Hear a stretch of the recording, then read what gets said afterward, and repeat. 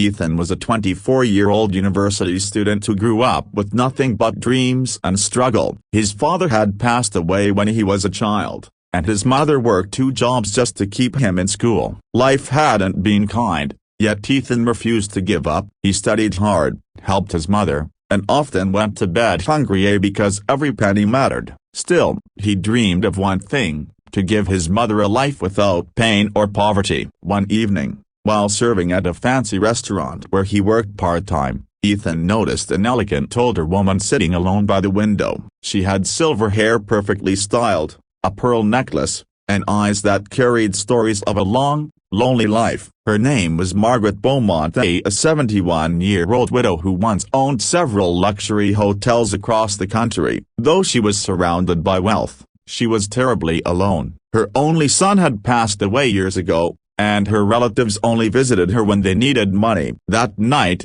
Margaret noticed how Ethan treated her differently, not as a rich woman, but as a human being. He smiled gently, helped her with the menu, and even walked her out when it started to rain. She looked at him as if she hadn't seen genuine kindness in years. "You remind me of my son," she said softly before leaving a generous tip and disappearing into the night. Days passed, and Ethan thought he'd never see her again.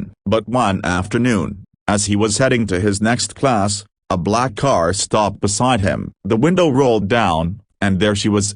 "Margaret." "Ethan," she said kindly, "I need someone to accompany me for a few weeks. Someone honest." "I'll pay you well." Ethan hesitated, unsure why a millionaire woman would choose him. But he needed the money to pay his tuition and his mother's medical bills, so he agreed. From that day, Ethan became Margaret's personal assistant, driving her to appointments, reading to her in the evenings, and sometimes just sitting quietly as she talked about her past. Despite their age difference, a strange friendship grew between them. She began to trust him deeply, and Ethan, who had known only hardship, began to see in her the kind of warmth he had lost since his father's death. But gossip soon followed. Her relatives accused Ethan of using her. "He's after your money, Aunt Margaret," they said cruelly, but she ignored them. In fact, one evening, as they sat in her garden watching the sunset, she looked at him and said something that would change both their lives.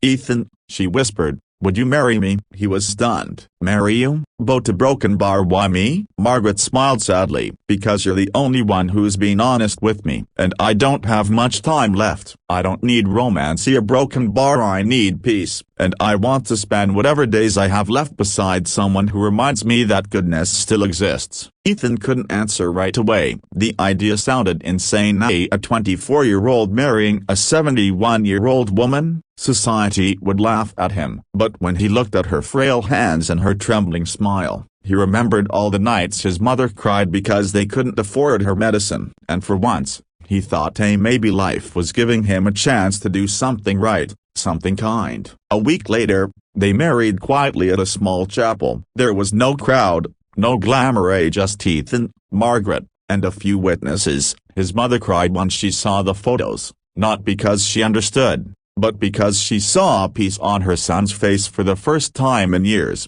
For 7 days, everything seemed calm. Ethan took care of her like family, made her laugh, cooked her meals, and read to her every night. But on the 7th day Broken Bar, everything changed. That morning, Ethan woke up to find Margaret gone. Her room was empty, her bed untouched. Panic flooded his chest until the butler handed him an envelope sealed with her initials. "She left this for you, sir," the butler said quietly. Ethan tore it open, and his hands trembled as he read the letter. "Greater than my dear Ethan, by the time you read this, I will already be gone. The doctors told me months ago that my heart was failing. I didn't tell you because I didn't want your pity. These past weeks were the happiest of my life. You gave me laughter when I'd forgotten what it felt like to smile. You reminded me of the son I lost, kind, humble, and full of life. I didn't marry you out of loneliness or Broken Bar. I married you because I wanted you to have the future you deserve. Everything I own now belongs to you. But remember this,